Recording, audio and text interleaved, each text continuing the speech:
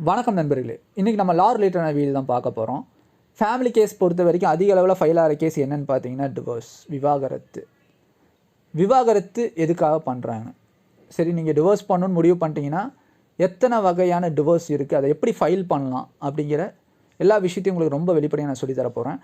விவாகரத்துக்கு முன்னாடி இன்னொரு மேரேஜ் பண்ணிக்கலாமா வேணாமாங்கிற டவுட்டு கூட நிறைய பேத்துக்கு இருக்குது. ஸோ இந்த வீடியோ வந்து ஸ்கிப் பண்ணாமல் பாருங்கள், உங்களுக்கு கண்டிப்பாக யூஸ்ஃபுல்லாக இருக்கும். மேரேஜ் எங்கே வேணால் பண்ணிக்கலாம், ஒரு கோவிலில் வச்சோ இல்லை ஒரு 4 பேருக்கு முன்னாடியோ மண்டபத்தில் வச்சோ எங்கே வேணால் மேரேஜ் பண்ணிக்கலாம். அதை ரிஜிஸ்டர் பண்ணால் போதுமானது.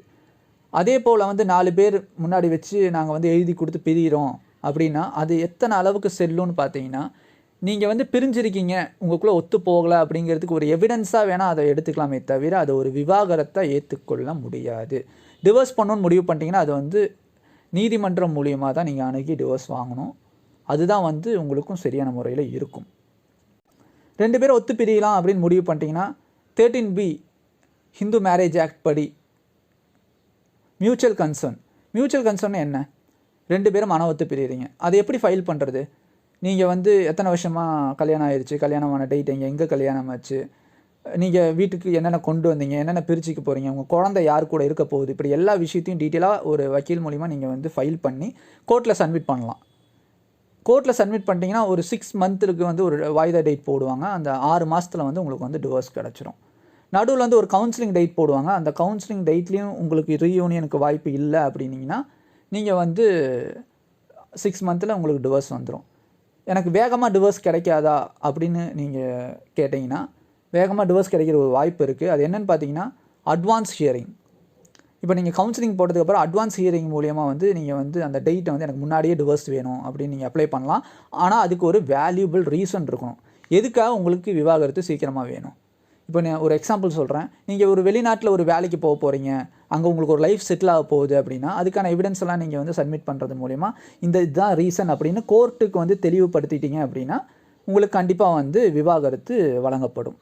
2வது வகையான டிவோர்ஸ் எப்படின்னு பார்த்தீங்கன்னா, ஒருத்தவங்க ஒத்துப்பாங்க டிவோர்ஸ் பண்ண, இன்னொருத்தவங்க ஒத்துக்க மாட்டாங்க. ஸோ அப்படிப்பட்டவங்க என்ன பண்ணலாம்? டிவோர்ஸ் பண்ணணுன்னு முடிவு பண்ணிட்டா அவங்க வந்து என்ன பண்ணணும்? ஒரு வக்கீலை பாருங்கள், உங்களுக்கான பிரச்சனைகள் என்ன, ஏது, எப்போ டிவோர்ஸ் ஆச்சு, எதுக்காக நீங்கள் பிரிகிறீங்க அப்படிங்க எல்லாத்தையுமே டீட்டெயிலாக ஒரு ஃபைல் பண்ணி கோர்ட்டில் சப்மிட் பண்ணுங்கள். அது மேலே ஒரு விசாரணை நடக்கும். உங்கள் தரப்பில் வந்து உண்மைத்தன்மை அதிகமாக இருக்கிற பட்சத்தில் உங்களுக்கு வந்து கண்டிப்பாக வந்து டிவோர்ஸ் கிடச்சிரும். ஓகே, டிவோர்ஸ் வாங்கணுன்னா என்னென்ன காரணங்கள் தேவைப்படுது? டிவோர்ஸ் பண்ணணுன்னா ஆக்சுவலாக வந்து வீட்டில் ரொம்ப கொடுமைப்படுத்துகிறாங்க, மேரேஜ் போன வீட்டில் கொடுமைப்படுத்துகிறாங்க அப்படின்னா டிவோர்ஸ் வாங்கலாம். இல்லை கல்யாணத்துக்கு முன்னாடி வந்து இந்த பொண்ணுக்கு ஒரு நோய் இருக்குது, இல்லை பையனுக்கு ஒரு நோய் இருக்குது, சொல்லாமல் கல்யாணம் பண்ணி வச்சிட்டாங்க அப்படின்னா டிவோர்ஸ் பண்ணலாம். எங்களுக்கு இத்தனை வருஷமாகி குழந்தை இல்லை, ஸோ எனக்கு வந்து வேறு ஒரு மேரேஜ் பண்ணிக்கணும் அப்படின்னா கூட நீங்கள் டிவோர்ஸுக்கு கன்சர்ன் பண்ணலாம். ஸோ இதெல்லாம் தான் ரீசன். டிவோர்ஸ்னால் எப்படி பண்ணணும், டிவோர்ஸ் பண்ணுறதுக்கான வழிமுறை. டிவோர்ஸ் வாங்காமல் இன்னொரு கல்யாணம் பண்ணலாமா அப்படின்னு கேட்டிங்கன்னா அது வந்து தவறு. டிவோர்ஸ் வாங்காமல் இன்னொரு கல்யாணம் பண்ணக்கூடாது. அது சட்டப்படி குற்றம். பைகாமிங்கிற ஐபிசி செக்ஷன் படி உங்களை வந்து அரெஸ்ட் பண்ணுறதுக்கு கூட சான்சஸ் இருக்குது. ஏன்னா ஆப்போசிட்டில் இருக்கிறவங்க, நீங்கள் ஒரு பையன், நீங்கள் ஒரு மேரேஜ் பண்ண போகிறீங்க, டிவோர்ஸ் வாங்காமனா பொண்ணு கம்ப்ளைண்ட் பண்ணிச்சுன்னா உங்களை உள்ளே வச்சுருவாங்க. அதே போல் பொண்ணு வேறு கல்யாணம் பண்ண போதுன்னா பையன் கம்ப்ளைண்ட் பண்ணாலும் அரெஸ்ட் பண்ணுறதுக்கான வாய்ப்புகள் இருக்குது. இதெல்லாம் சட்டப்பூர்வமான விளக்கம்.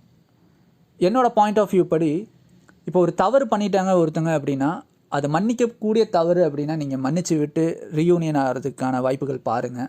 இல்லை செஞ்ச தவறு தான் திருப்பி அவங்க செய்கிறாங்க அப்படின்னா நீங்கள் வந்து டிவோர்ஸுக்கான வாய்ப்புகள் பார்க்கலாம். மேக்ஸிமம் டிவோர்ஸுக்கான காரணம் என்ன தெரியுங்களா? மேரேஜ் லைஃபுக்கு செட்டாக இருக்க முன்னாடி அவங்கள வந்து மேரேஜ் பண்ணி வைக்கிறது. அதாவது சின்ன வயசுலேயே மேரேஜ் பண்ணி வைக்கிறது. ஒரு 18-19 வந்து மேரேஜ் பண்ணி வச்சிடுறது. ஏன்னா வந்து இப்போ 18 வயசுலேயே பொண்ணு கல்யாணம் பண்ணலாம் அப்படின்னு சொல்கிறதுனால உடனே வந்து 18-19 ஆயிடுச்சு அப்படின்னா உடனே மேரேஜ் பண்ணி வச்சிடுறாங்க. அவங்களுக்கு அவங்க லைஃப்னால் என்னென்னு புரியறதுக்கு முன்னாடி ஒரு மேரேஜுங்கிற ஒரு கான்செப்டுக்குள்ளார போய் அவங்களுக்கு அது உள்ளார ஷூட் ஆகாமல் ஒரு குழந்தையோட வெளியில் வந்து நிற்கும் போது அவங்க ஃபேமிலியும் தான் சேர்ந்து கஷ்டப்படும் இல்லையா? ஸோ நிறைய பேர் நிறைய விதமாக கஷ்டப்பட்டுட்டு தான் இருக்காங்க. அதே போல் நிறைய பெண்கள் அவசரப்பட்டு வீட்டை எதிர்த்து வெளியில் வந்து மேரேஜ் பண்ணிக்கிறாங்க.